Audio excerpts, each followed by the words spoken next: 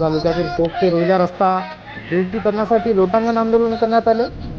याप्रसंगी गावकऱ्यांनी लोटांगण आंदोलन करून चिखलात लोटून तहसीलदाराचा विरोध दर्शवित रस्ता दुरुस्त करण्याचे सांगितले. सविस्तर वृत्त असे. पोख ते रोहिली रस्ता दुरुस्ती करण्यासाठी लोटांगण आंदोलन करून गावकऱ्यांनी विरोध दर्शविला. याप्रसंगी तहसीलदार प्रतिनिधी म्हणून तलाठी शेख खलील यांनी पाहणी केली व कार्यालयात कळवण्यात येईल असे सांगण्यात आले.